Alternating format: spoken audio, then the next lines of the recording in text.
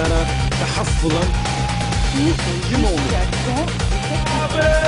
The last few weeks have completely destroyed. I've just told them.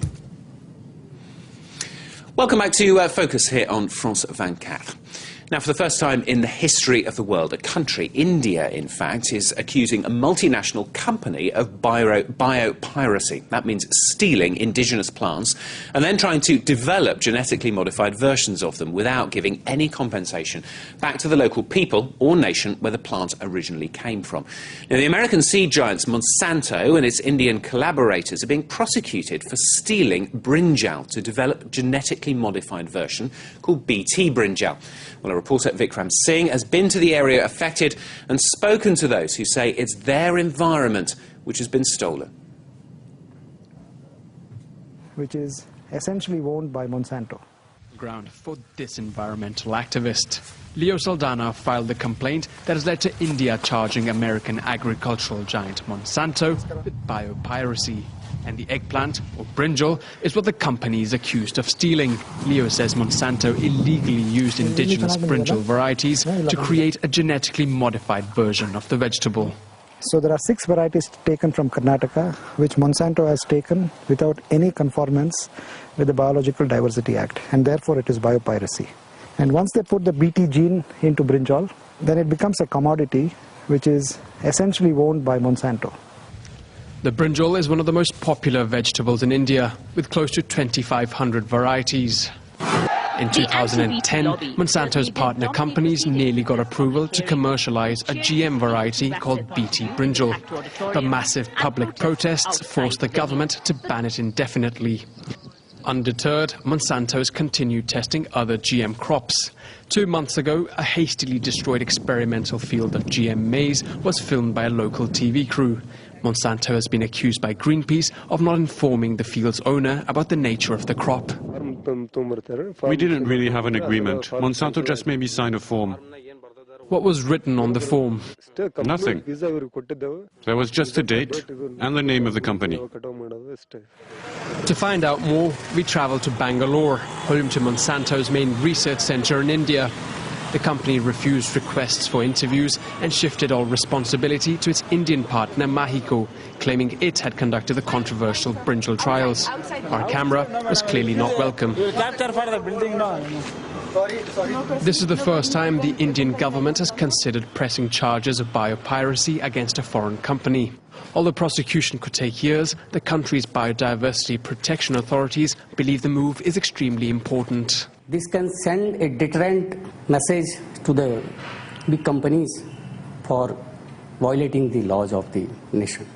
It is not acceptable to State Biodiversity Board of Karnataka that the farmers and our communities are robbed of the advantage they should get from the indigenous varieties. India is home to nearly 8% of the planet's living species, a biological treasure chest that's attracting growing attention from companies around the world. Well, Vikram joins us on the line now from New Delhi. Vikram, first of all, just tell us how far the Indian government's actually got in its efforts to prosecute Monsanto. Well, Stuart, it's been more than a month since the authorities, in this case the National Biodiversity Authority of India, decided that it was going to take legal action against Monsanto. But so far, no formal charges have been pressed. Now, activists say they're deliberately taking their time because of pressure from pro-GM and pro-Monsanto elements within the authority. But remember, it took them more than a year after the initial complaint filed by the activist that we've seen the report to just get to this stage of deciding to take legal action.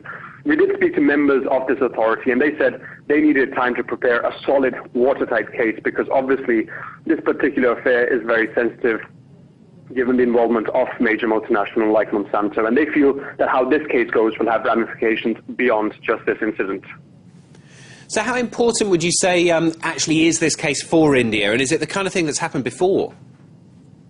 Well, in terms of its importance, I'd say it's hugely important because how they handle this will set the precedent for cases in the future. And it's the first time that a company is being accused under the country's Biodiversity Act, which was enacted 10 years ago almost. Now, India has a huge amount of what you could call bio-wealth. It's the fifth richest country in the world in terms of biodiversity. So it is crucial that it protects that and gains from it. In terms of it happening previously, different cases, different sorts of biopiracy have occurred before. India accused, for example, the American company Colgate-Palmolive of trying to steal a herbal remedy that was developed here when it tried to patent a turmeric toothpaste. So it has happened before, but not of this particular kind, not biopiracy of this particular kind.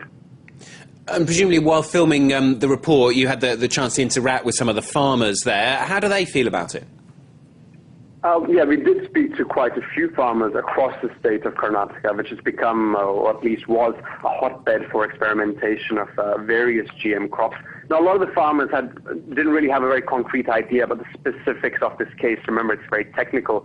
But they all seemed very concerned about the arrival of GM crops, saying that it would make them dependent on foreign companies for seeds. And, the few that were using some of Monsanto's hybrid seeds weren't very convinced.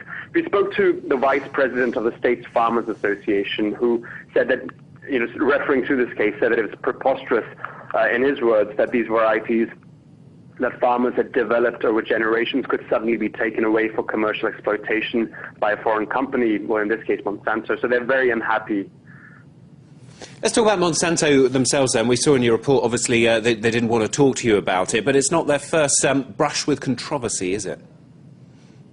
No, it certainly isn't. This is, I guess you could say, it's the latest in a string of controversial incidents for the company in India. Of course, what dominated headlines for a long time here was the company's unsuccessful attempt to introduce genetically modified Bt Brinjal to the Indian market. As you see in the reports, there's a massive public outcry against that move, and the government had to deny approval to Monsanto in the end. Now, the company has faced problems previously when it tried to introduce Bt cotton in India, and Bt cotton, it did get permission to introduce that crop, but even since then there have been accusations that poorer than expected results of Bt cotton crops have led to farmer suicides. But it is a huge market for Monsanto, and I think this or any other controversy or problem is unlikely to drive them away. And finally, Vikram, I mean, the current controversy, of course, much of the bigger part of the larger troubles really being faced by companies trying to introduce GM crops to India, one of the world's biggest agricultural markets. How far away do you think they are, and how likely are they to succeed? At this stage, I'd say they're rather far away from them, because of the lack of consensus really on the issue. Like I said earlier, a lot of farmers and farmer groups are very strongly opposed to the technology, and they do have, considerable political influence. Remember, 2/3 of this country is employed in agriculture. The farmer groups do have a lot of influence.